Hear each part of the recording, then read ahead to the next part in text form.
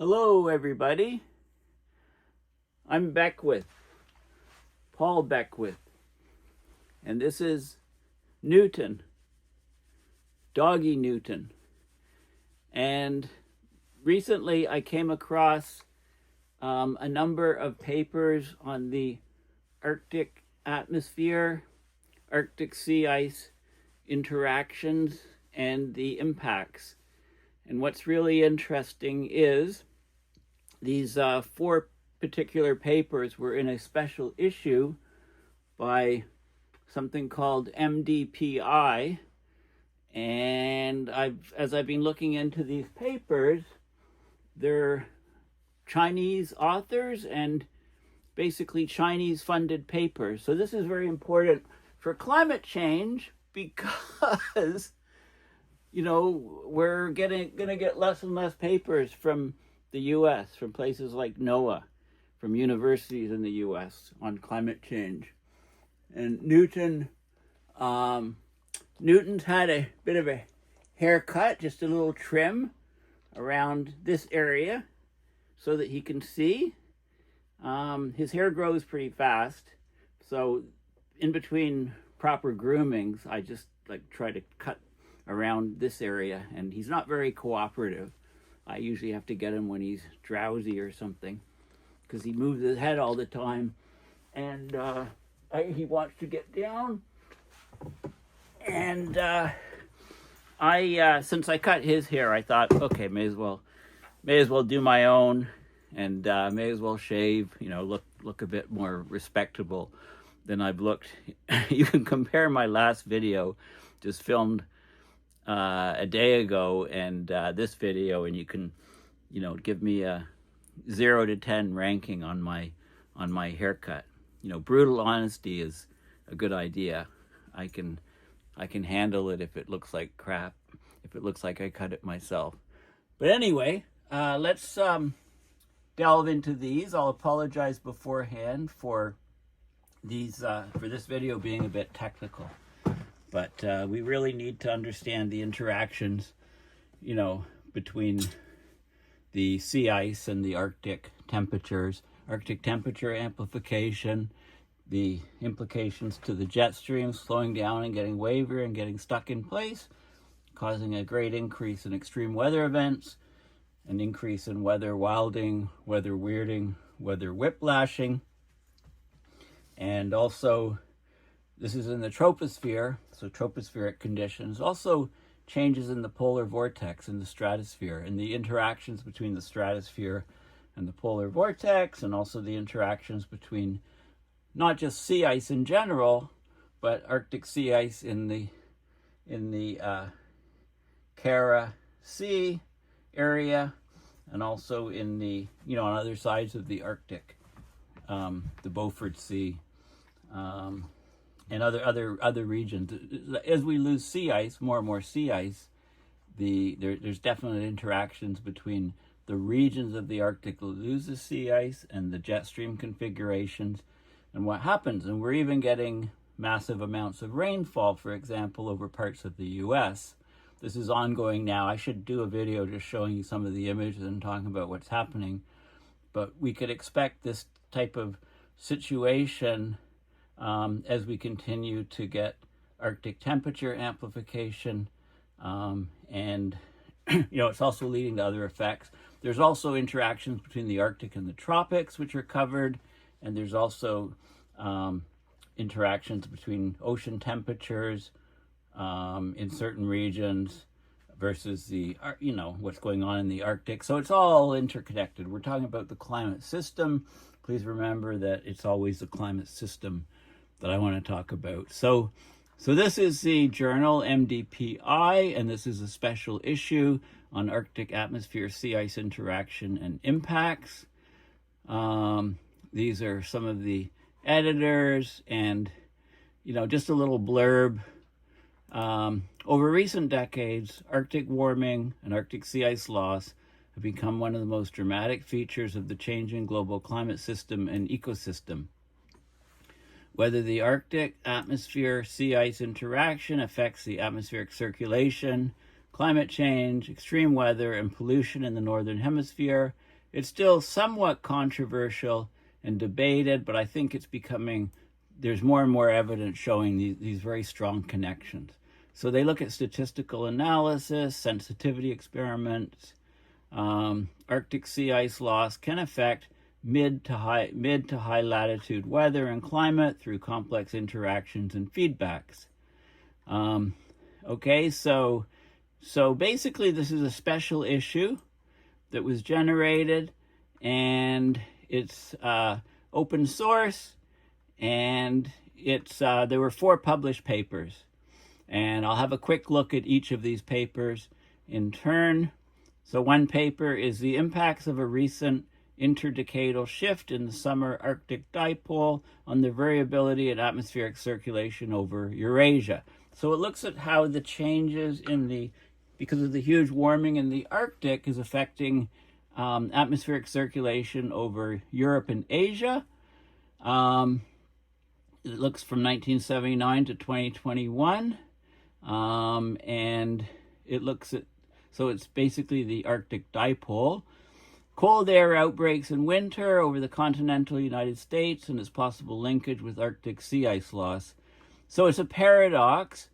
There's a paradox of global warming and successive cold winters in mid-latitudes over the continental United States, or CONUS, and it's the connections between Arctic sea ice, ASI loss, and frequent cold air outbreaks. So ironically, as the Arctic warms faster and faster, jet streams get wavier, and you can often get cold air outbreaks, so lots of air moving from the Arctic being dumped over eastern US, and then the warm air going right up into the Arctic. So we're seeing this effect. So a paper on that, and there's a paper on spatially heterogeneous effects of atmospheric circulation on the Greenland ice sheet melting. So it looks at the melting of the Greenland ice sheet in summer. It's rapidly and significantly increased, especially in the northern Greenland ice sheet. So they look at the northern part of Greenland ice sheet, they look at the overall ice sheet, and they look at the southern part, and they look at how the atmospheric changes, the jet streams, etc., are affecting the melting.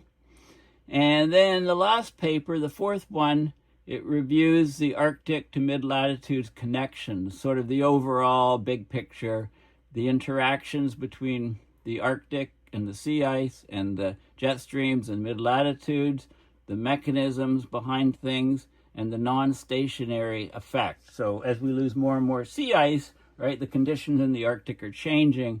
This is the non-stationary effect, and that's having huge impacts. So I have a look at each of these papers in turn. First, a little bit about this MDPI Journal. I had a look at it because I wasn't familiar with it. MDPI stands for Multidisciplinary Digital Publishing Institute. They publish open access science journals.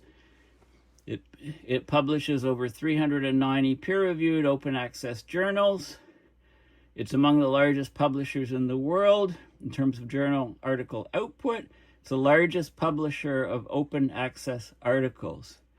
And it was founded by Shu Kun Lin as a chemical sample archive. And then it's been growing and expanding into other specialties. They have very fast article processing times. So they did a survey over all of these huge mega journals, and it's very, very fast publication. So a lot of scientists like it. Okay,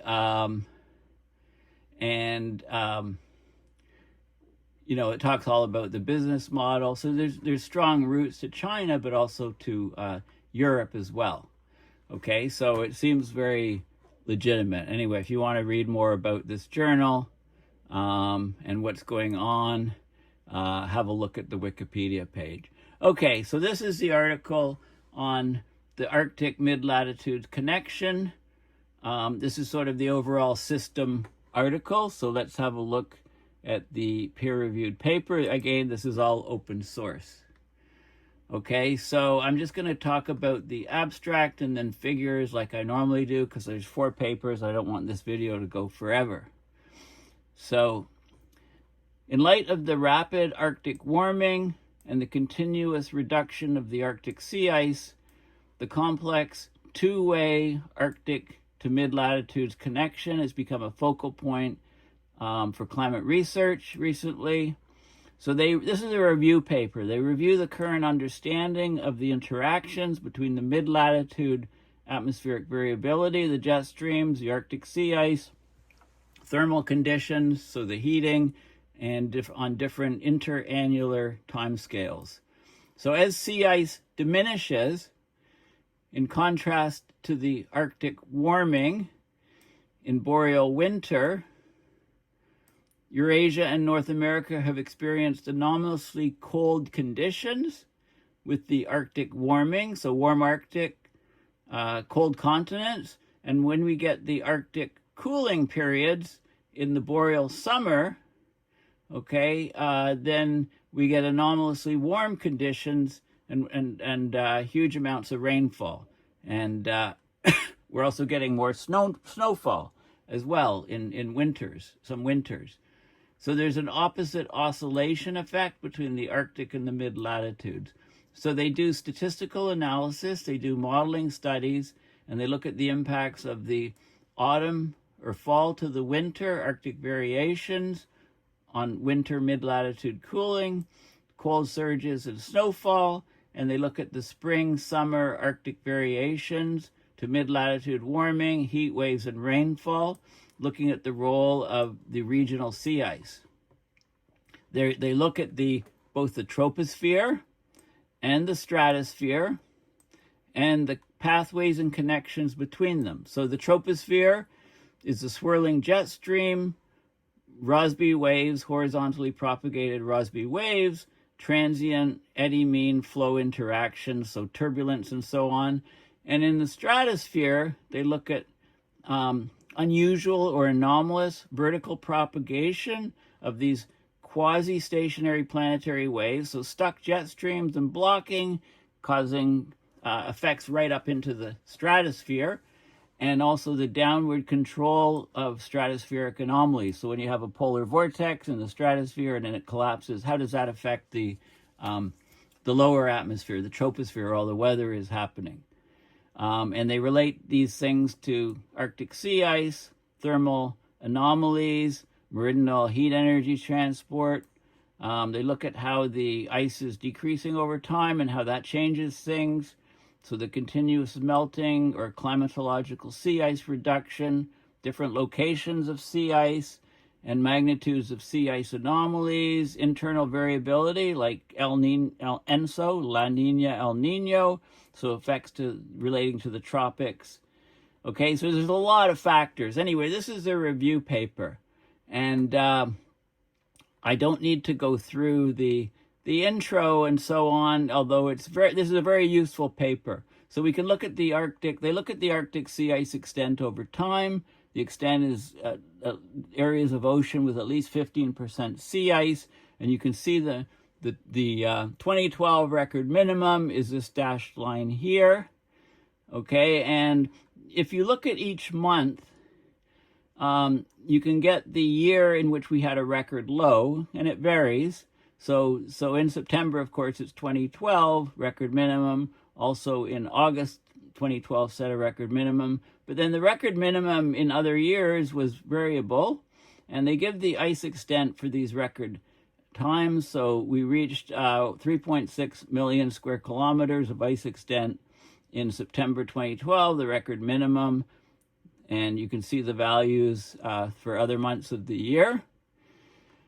Okay, and they talk about the National Snow and Ice Data Center, the Charctic graphs, and this was very familiar to me, this particular depiction, because that's where it's from, and I showed that in a recent video. So they looked at the different roles of the different variations and what was happening, but I'll go to the figures because there's a summary figure of all these interactions. So this is the so they look at the ice. So the East Siberian Chukchi Beaufort Seas is ESCB. So they look at the ice there. and then they also look at the sea ice concentration. Okay, here, this is the variability. They also look at the BK is the Beaufort Cara Sea. Is that what it is? Where's the definition? The BKC.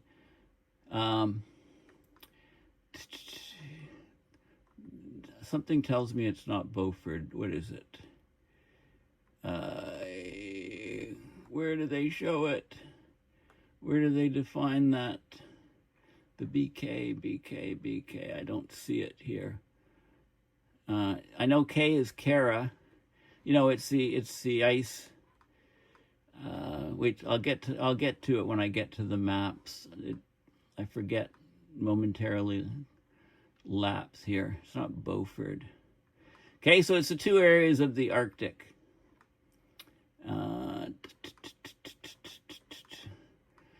Okay, so what they do is they show the East Siberia, Chukchi, Beaufort section when there's a weakened polar vortex up in the stratosphere. So what you can do is you can get a lack of sea ice in this area. There can be waves propagating upward from the troposphere to the stratosphere, weakening the polar vortex, and then that propagates zonal wind anomalies coming down, and you get these storm tracks coming across. This is September, October, November, December, January, December, January, February, progression of time. So they're trying to look at mechanisms so this is ice near the Alaska-Siberia region. And then you have ice on the Atlantic side. Okay, and what we can see is, so when there's a lack of ice on the Atlantic side, you can get waves propagating up from the troposphere to the stratosphere, weakening the polar vortex, and then effects happening, and you end up getting different patterns. So whether you have sea ice on the Pacific side or the Atlantic side, it affects the temperatures and the way things, the complexity of how things work. Let me go down here. This is shortwave cloud radiative effect. Okay, so what we're finding is that the cloud regime in the Arctic is changing. We're often getting fewer and fewer clouds in the Arctic region, so we're getting more and more solar radiation coming down and causing heating. So we're also getting more radiative loss up to space. These effects are also happening, these feedback effects. But there's one sort of chart or figure which shows the whole thing. A lot of explanation. This is a fantastic paper. These are some of the key summary points. It's a review paper. So it's the Barent, not Beaufort.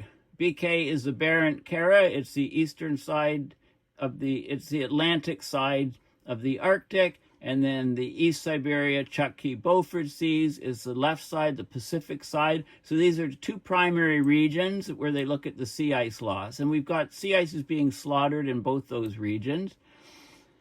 So for autumn to winter Arctic variation, so in the autumn, minimum sea ice, basically. These two regions are the primary regions where sea ice or thermal anomalies significantly impact mid-latitude atmospheric variability. Okay, so particularly the latter, so the East Siberia, Chukchi, Beaufort loss of ice plays a more crucial role to increasing the amplitude, interannular amplitude in the context of global warming. So more climate variability. The reduction of autumn-winter sea ice in both the BK and ESCBCs favors the development of strong anticyclonic anomalies over northern Eurasia, a deeper East Asian trough, an intensified Siberian high. So you get temperature drops, you get more frequent extreme low temperatures and heavy snowfall in the mid-latitudes of Eurasia. And so this is exactly what we've been seeing. You can look at they also look at the tropospheric and stratospheric pathways.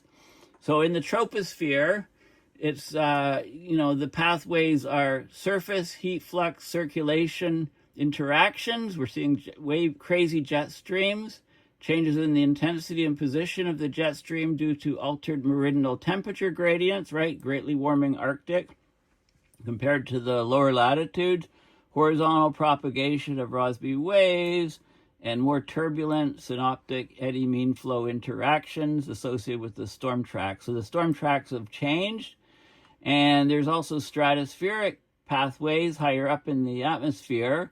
We're getting unusual or anomalous vertical propagation of these quasi-stationary planetary waves, the stuck jet streams or blocked jet streams going up and affecting the polar vortex in the high atmosphere.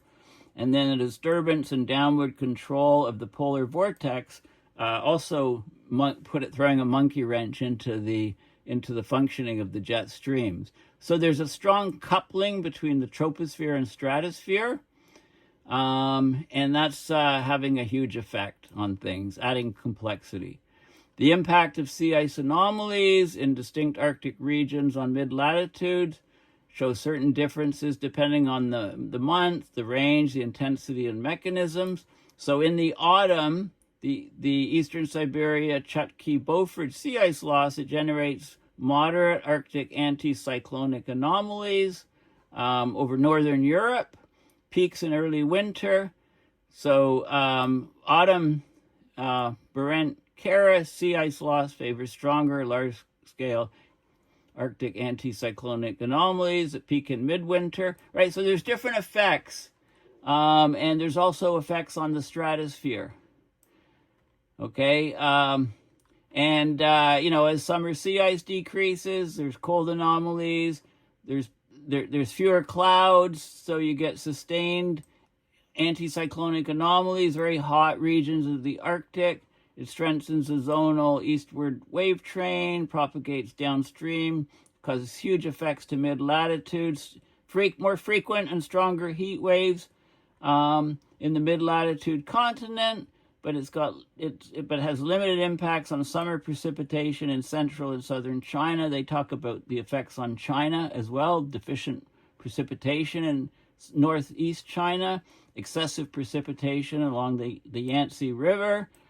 And then they talk about the atmospheric patterns in the mid-latitudes, the Arctic oscillation, North Atlantic oscillation, Urals blocking, and Pacific North American patterns can lead to Arctic thermal, so temperature, and sea ice anomalies through the meridional transport of heat and moisture, right? Wavier jet streams means that more moisture can get up to the Arctic, changing albedo effects. And the non-stationarity of the Arctic is important because we're getting continuous melting and shrinkage of the ice. And, it's really taken off in the last few decades. So this is the key figure of the Arctic mid-latitude connection. Okay, so we've got all of these different factors at play, and they divide it up into tropospheric or lower atmosphere factors. Like we get surface heating is greatly increasing. That interacts with the atmosphere. We get changes in the jet stream, intensity and location and behavior, right? More wavy. It changes the storm track variations and it says synoptic, large-scale eddy mean flow interactions, the turbulence, the way the jet streams move, the way storm tracks move. The Rossby waves trains are changed in location. You get blocking in the Urals, the topographic effects, and you get cloud circulation interactions, a lot fewer clouds up in the Arctic. These are all in the lower atmosphere or troposphere. And then you get interactions with the stratosphere. You get stuck patterns in the jet stream in the troposphere, and they propagate upwards vertically and affect the polar vortex in the stratosphere. And also you get downward control from the polar vortex actually can change itself and then affect the jet streams in the troposphere. Okay, we can also get a disruption of the polar vortex coming from down below to up high, or vice versa. Okay, so they divide it up here. So these are all going on.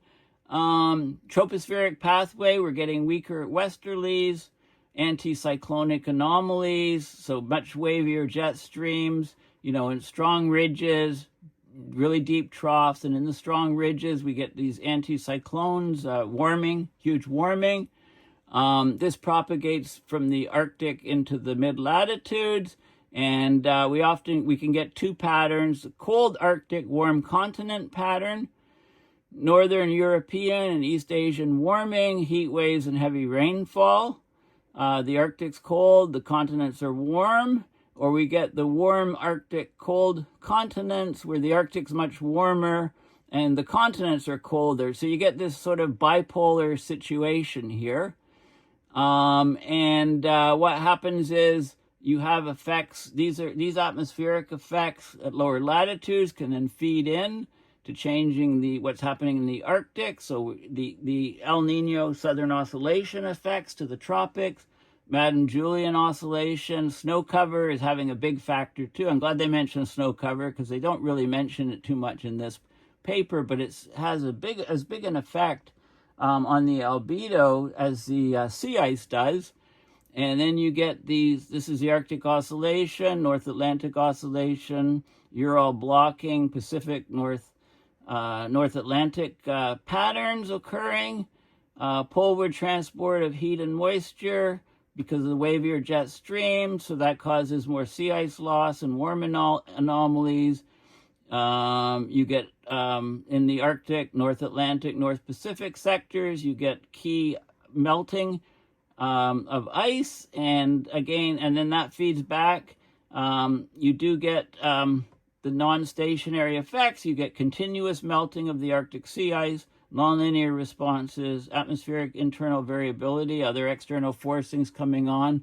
And then in the winter, you get, the key areas where sea ice has a huge effect is the Barent-Kara Sea and the Eastern Siberian Chukchi-Beaufort Seas. So this is the ice on the Pacific side. This is the ice on the Atlantic side. And, effects to the stratosphere, so everything is kind of tied together in this. So the overall climate system, there's a lot of different factors that are interacting up in the Arctic. So that's this paper. So this is the key paper. So I spent the most time on this. I'm just going to mention the other three papers. So this paper looks at the effects of the atmospheric circulation on Greenland ice sheet melting. So I'll just say what it does basically. So the melting of the Greenland ice sheet in summer has rapidly and significantly increased in recent decades, especially in the northern Greenland ice sheet. The air circulation related to the Greenland ice sheet melting is important to understand the contribution of the Greenland ice sheet to global sea level.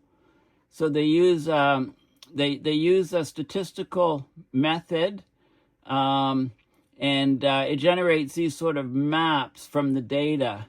I'll show you some of the figures to explain what that is. But there's basically three spatial patterns of Greenland ice sheet melting that they look at. They look at the overall melting of Greenland, they look at melting in northern Greenland, and they look at melting in southern Greenland. And they relate that to the atmospheric circulation patterns. So Greenland ice sheet melting, it's primarily related to Greenland blocking. So blocking events in the atmosphere above Greenland. And there's different types of Greenland blocking that are responsible for different melting patterns. So the overall and the northern melting patterns are associated with high latitude Greenland blocking, anticyclones, very, very few clouds, huge solar radiation on the ice sheets, and huge melting. That's also related to European blocking occurring. And then the southern melting patterns are linked to mid-latitude Greenland blocking. Okay, so there's different atmospheric patterns that lead to different modes of melting. So let's just have a look at some of the data quickly. So this is the melting area of Greenland typically. It starts in April and it ends in October. It increases, peaks in July. This is the square kilometers of Greenland times 10 to the 5th. So, about 3 times 10 to the 5th square kilometers of melt area. In July, this is the variation, these error bars, and then it drops off. This is what's happening in June, July, August, the melting area. There has been some large spikes here, but interestingly, it's the pattern is kind of dipping down here, and I'm wondering if this is because of AMOC slowing down and potential signals on it eventually failing in the near-term future, which would change the world, basically. This is the 1950 to 2021, June, July, August. This is the mean meltwater. It's millimeters of water equivalent meltwater in these particular regions. So heavy over here, lighter over here, but there is coastal melting throughout.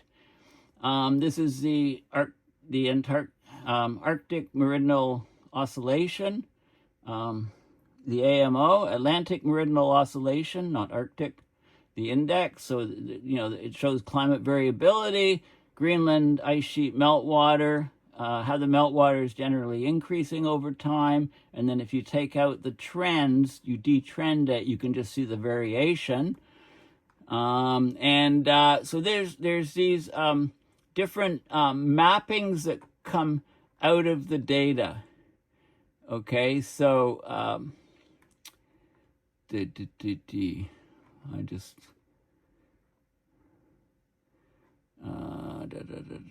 these different spatial modes that come out of the number crunching and the data analysis. So you get this mode. So 11, this is basically showing that this is a sort of, this is the millimeters of water equivalent. This is meltwater, okay? So high meltwater red, low meltwater blue. And if you look at all of the data for June, July, August, for all of the years of data that they have, this is 1950 to 2021 now. For 10 of those summers, we get this type of melt pattern. Heavy melt here, so heavy meltwater runoff here, less over here. For 18.31% of the time, you get heavy melting up here. This is not meltwater is reduced here. Right here's where you get more in the southern region, and there's some colder summers where you don't get so much meltwater. So it looks at the number of different summers over this time period for each of these sort of melting configurations. And then it looks at, these are the different modes, and it looks at what years we're in what sort of situation.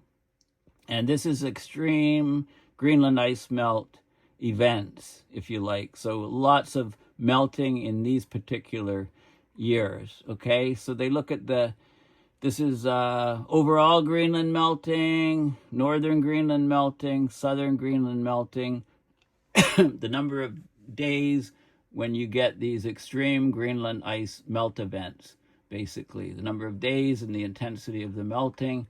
And then they have all kinds of these maps showing the atmospheric patterns and showing the particular melting that occurs. So here the melting's mostly this way. Here it's all up in this north region, very strong blocking and heat over Greenland.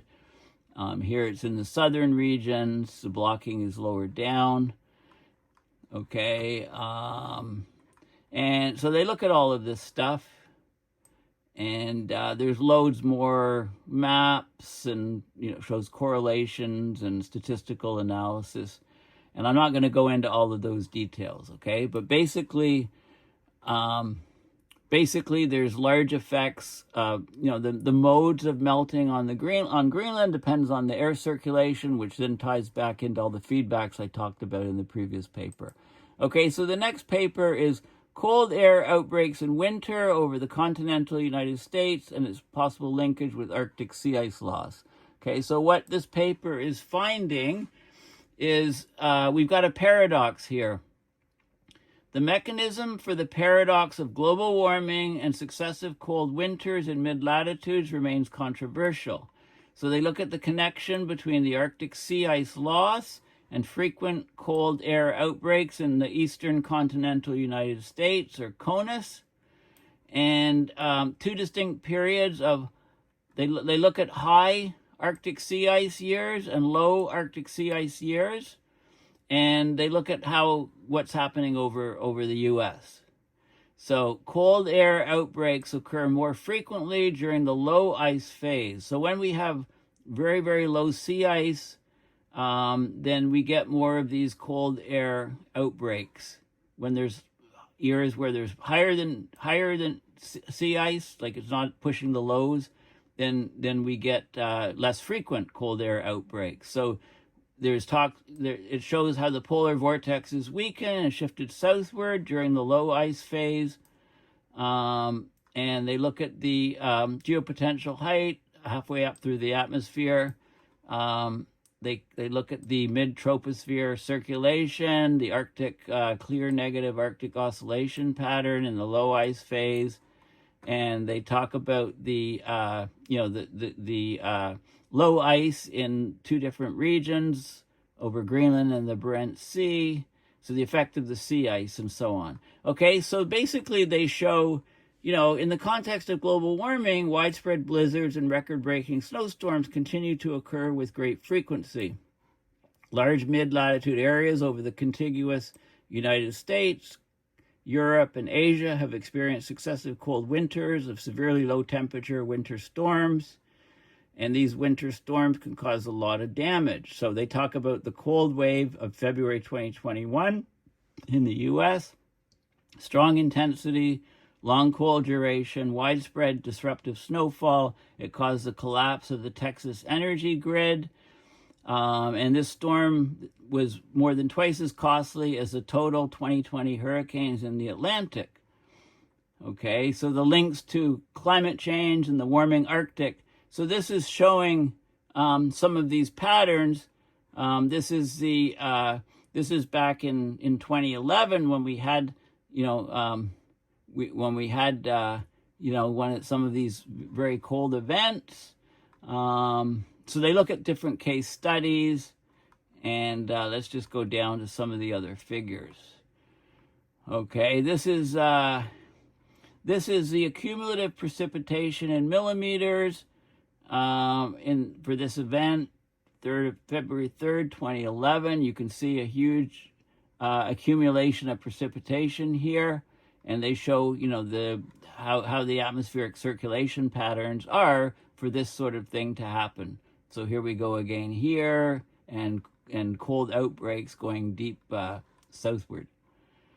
Okay, this is the Arctic sea ice dropping off, and this is the Arctic surface temperature rising over time. So you can see the trends, and they relate that to these are high ice phase, 1990 to 1999, and then low ice phase, 2007 to 2016, and the difference between the two phases, and they relate that to the weather weirding through December, January, February. Okay, so there's lots of details. Occurrence, frequency of cold air outbreaks during high and low ice phases. Okay, so this is the high ice, number of outbreaks, December, January, February, and these numbers all go up with the low ice. So low ice phase, 9 jumps to 14% in December, 14 to 17 in January, and 13 to 22 in February. So the number of cold air outbreaks when there's low sea ice, it almost doubles compared to when there's high sea ice. Okay, so this is these are the relative increases. So it's a huge increase. And so there's lots of other figures and stuff, but that's the key point. They quantified the change in cold air outbreaks over the eastern continental United States, and they related it to the sea ice, and very, very significant results. Okay, so there's a definite effect there. And I'll have and going quickly to the last paper, impacts of a recent interdecadal shift in the summer Arctic dipole on the variability in atmospheric circulation over Eurasia. So now they relate what's happening up in the Arctic to the atmospheric circulation patterns over Europe and Asia. So they look at the summer Arctic dipole anomaly and how climate variability in Eurasia is occurring. They looked from 1979 to 2021. So they found they related the Arctic dipole to the ice conditions, etc., and the climatology and so on. And they even went down to look at the monsoons, the East Asia summer monsoon, precipitation in northern China. The presence of a cold Arctic anomaly was found to enhance westerly winds at high latitudes by modulating the meridional temperature gradient and impeding the southward propagation of cold Arctic air. The warmth in northern Eurasia may have resulted from a reduction of the meridional temperature gradient between northern Eurasia and mid-lower latitudes, favoring a weakening of the zonal winds. Okay, so this is the idea, that you lower the temperature difference from the Arctic to lower latitudes, and the jet stream slows down and gets wavier, so it gets much more meridional, gets stuck in place, and you get the extreme weather events. So they're looking at all of these different things.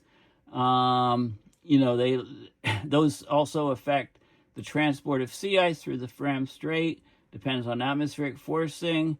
It's often measured in terms of storm tracks and quasi-stationary wave teleconnections like the North Atlantic oscillation, the Arctic oscillation, the Arctic dipole. Okay,